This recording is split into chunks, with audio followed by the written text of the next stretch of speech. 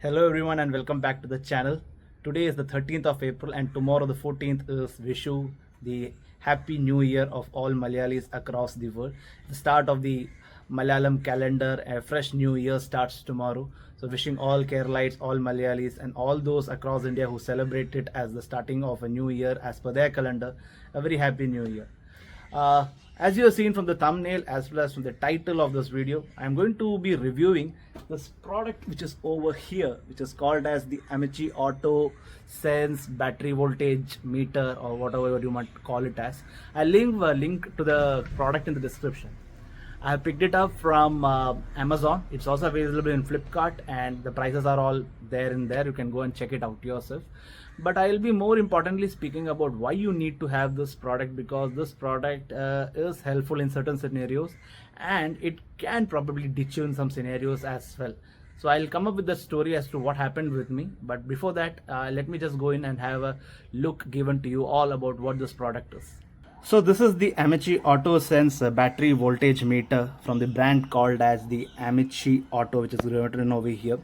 The product has a very simple description. It can be mounted onto any vehicle's handlebar or to the GPS mount. The way I have done it, it has got just a single key which is there over here, which gives all the indication that it is supposed to give you. Before we see what is there in it, let me just turn on the ignition. So once you turn on the ignition, this is how the display page looks like. So what you have over here is the indication as to what is the health of the battery presently. It is given in percentage. It shows that the battery is 100% presently, and now it has dropped to 92. You might have to give it some time, maybe around 30 seconds to 45 seconds for it to show you the actual true values of the meter over here. So what it means is that the battery has got 92% health. It is not fully 100% charged. And more importantly, what this indication, the circular indication around it, is about the charging percentage, or the percentage of this which is given in a color indication to show you how much is the health of the battery. So as I was telling, if you give it some 30 to 40 seconds, it starts dropping and then it comes to the final value. So this is the static voltage which is coming over to the meter, indicating that the life of the battery is at 85%, or in one sense you can say whatever juice is left in the battle, which is at 85% presently.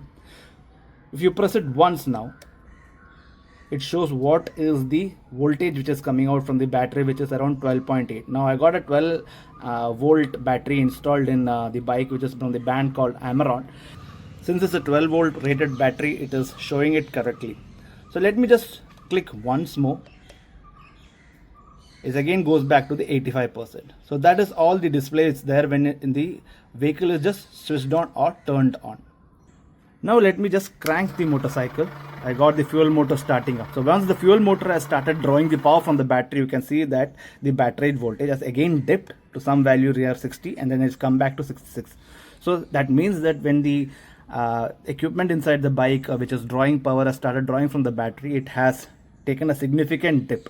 So at this point in time, if you keep the bike on, it will drop from 66 all the way to 0, because everything in the bike is on. For example, the display is on, the ignition is on, the fuel motor is now ready, the main display is on, all the lights are running. So they are all drawing power. So it is at 66%.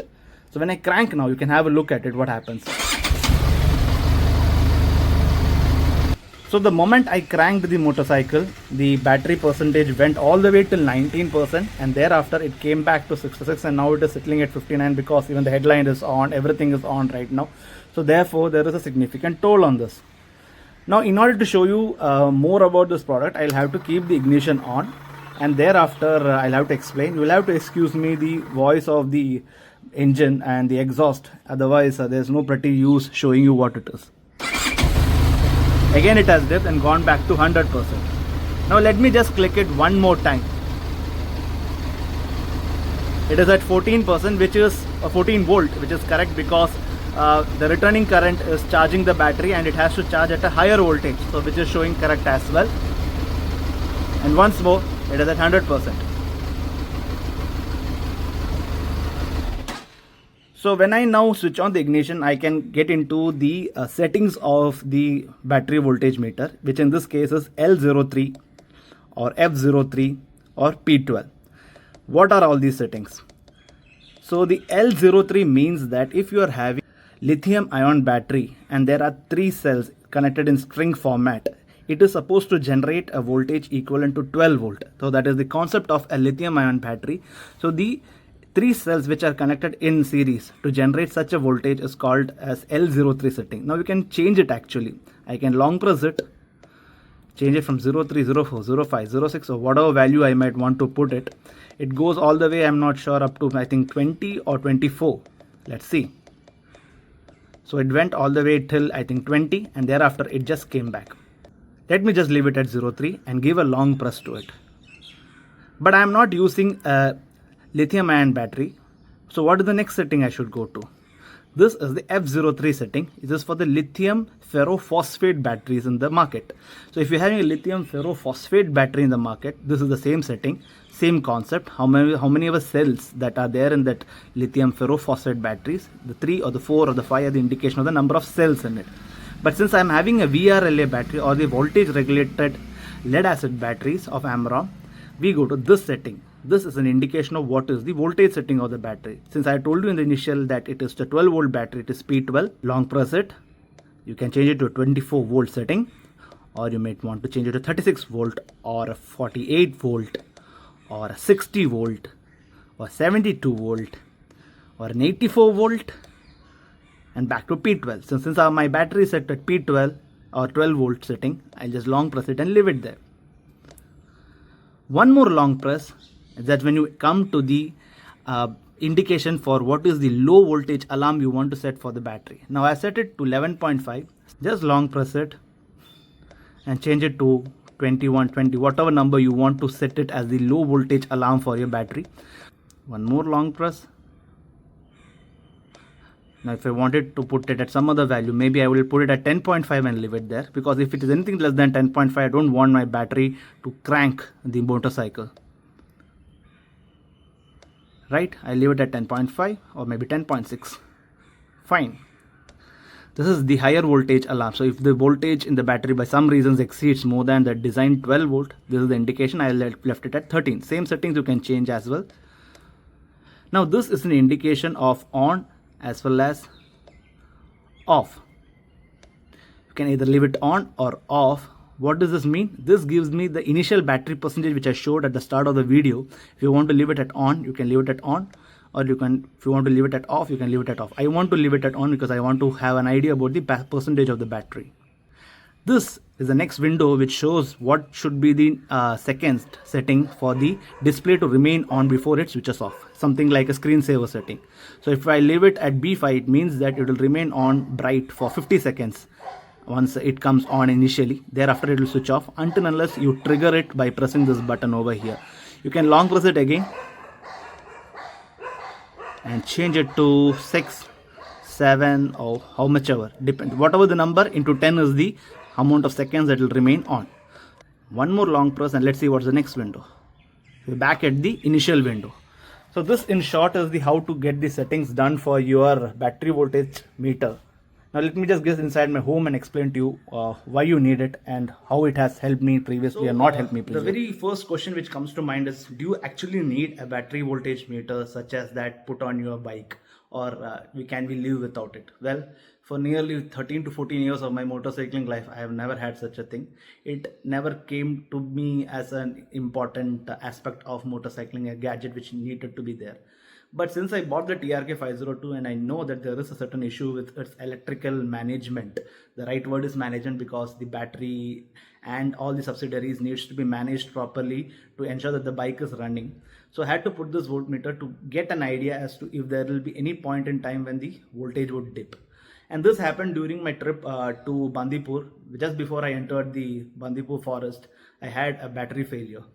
Because my settings were not correctly set properly, therefore there was a low voltage alarm that was supposed to come and it didn't come up.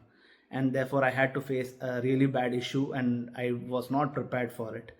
And I think most important thing about all this is that one needs to be prepared prior to ride for his battery health.